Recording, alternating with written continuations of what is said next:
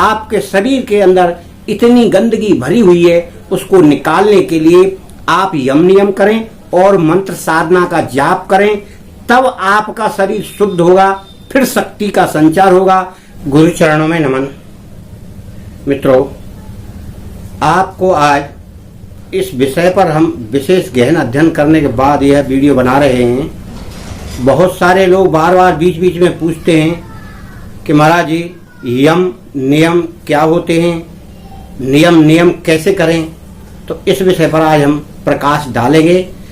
जो भी व्यक्ति साधना करता है, साधना किसी की भी करे, किसी देव की करे, किसी देवी की करे, या किसी मंत्र की करे, या आध्यात्मिक जीवन में उतरे, तो उसे यम और नियम का पालन करना चाहिए।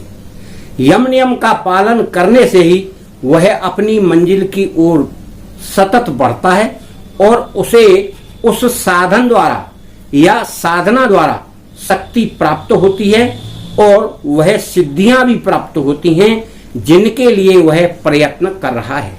तो मित्रों, विश्वधर्मा चैनल आपका स्वागत करता है। आप इस चैनल की प्रत्येक वीडियो को आध्यात्मिक तौर पर और अपने जीवन में उतारने के उद्देश्य से ही इसको देखें, वरना वीडियो तो बहुत है, उन्हें आप देखिए छोड़िए और उसका कोई फिर मतलब नहीं है। हम यहाँ आपके जीवन के उत्थान के लिए वह सारी चीजें डाल रहे हैं।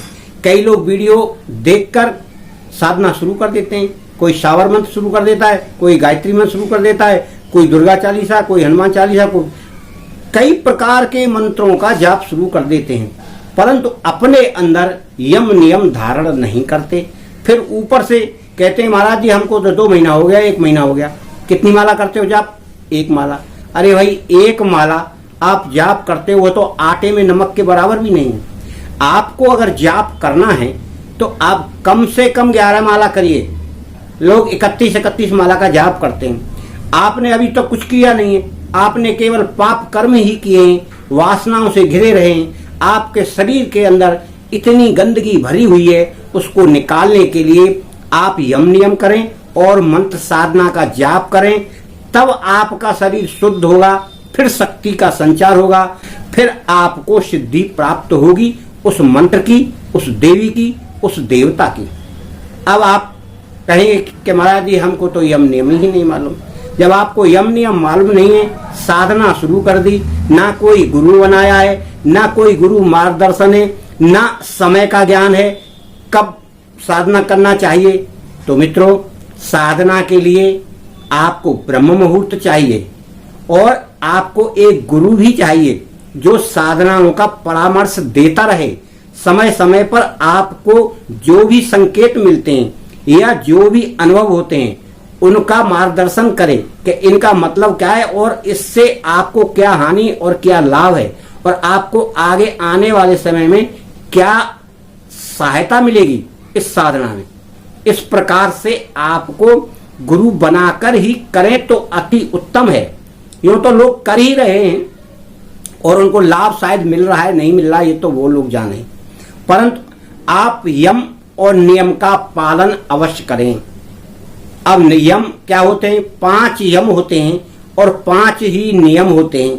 तो पहले हम आपको यहाँ यम बताएंगे, यम के बाद फिर नियम बताएंगे। सत्य, अहिंसा, ब्रह्मचर्य,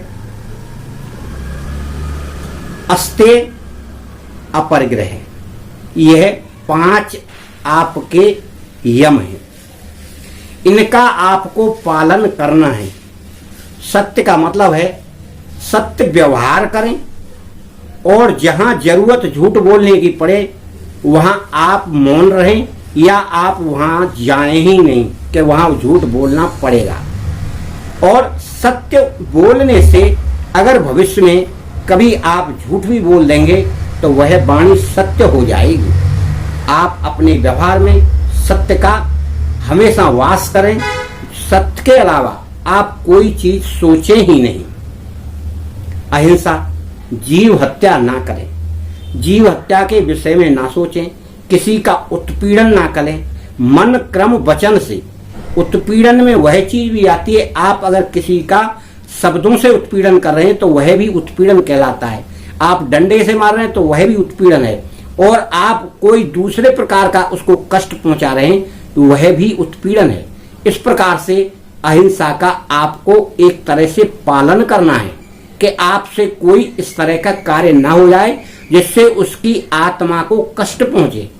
तीसरे में ब्रह्मचर्य। ब्रह्मचर्य का वैसे तो यह है कि ब्रह्मचर्य का मतलब यह है कि आप अपने शरीर से किसी भी प्रकार की मन में बुरी नीयत ना लाएं, किसी स्त्री के प्रति बुरा भाव ना रखें, किसी स्त्री के प्रति आसक्त ना हो, किसी स्त्री से संबंध बनाने की चेष्टा ना करें या मन में विचार ना लाएं। यह ब्रह्मचर्य के लक्षण हैं। किसी स्त्री की सुंदरता का बखान ना करें और स्त्री जैसे शब्दों का या साहित्यों का या चलचित्रों का यानी वीडियो का आप अवलोकन ना करें। इस तरह की बात जहां हो रही हो, स्त्री प्रसंग चल रहे हों, इस तरह के यानी जो आपके ब्रह्मचर्य को खंडित कर सकते हैं उन्हें आप ना सुने। यह ब्रह्मचर्य हो गया। अस्ते।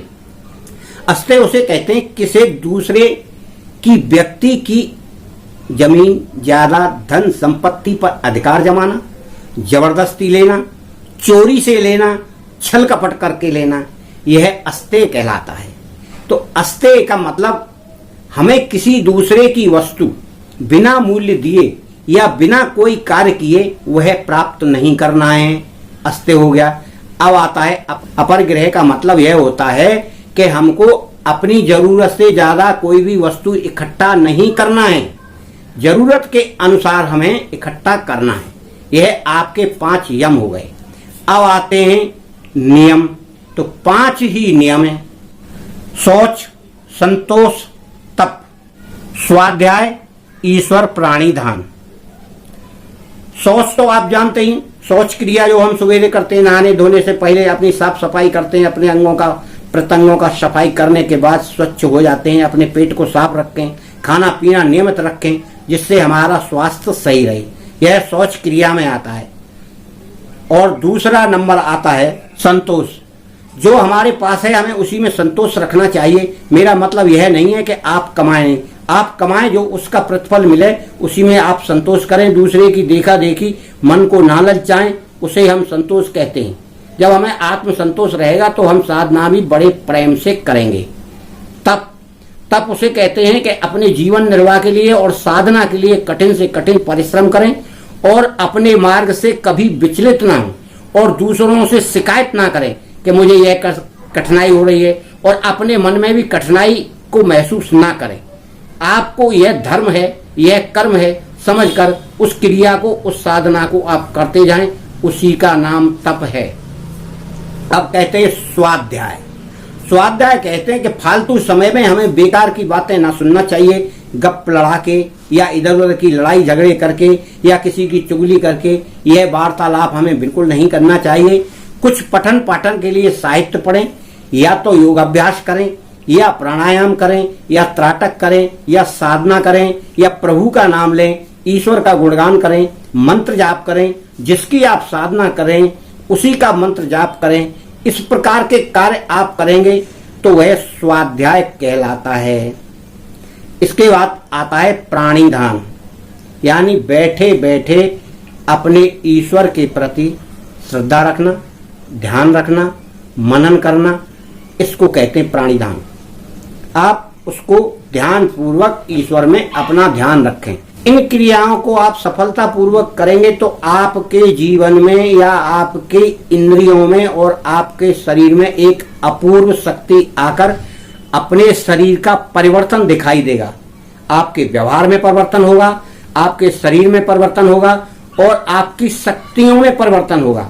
आपको अनायास ही कुछ ना कुछ चमत्कारी शक्तियां नजर आने लगेंगी और आपको शक्ति महसूस होने लगेगी। इस प्रकार से आपको साधना करना है। 5 नियम, 5 यम।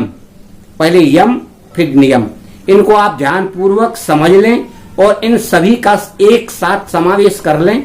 ये सब एक दूसरे से संबंध रखती हैं। उसके बाद आप बड़े शांति प्रिय होकर साधना करें, मंत्र जाप करें, मंत्र सिद्ध करें और प्राणायाम करें, स्वाध्याय करें, और योगा करें और अपने जीवन यापन के लिए जो कर्म करना है उसे करें। किसी के प्रति नफरत ना करें, प्रेम भाव से यह करना है तो आपको सिद्धि अवश्य मिलेगी। आप अपने आप में परिवर्तन करके देखिए। इसके साथ मैं आपको धन्यवाद देता हूं।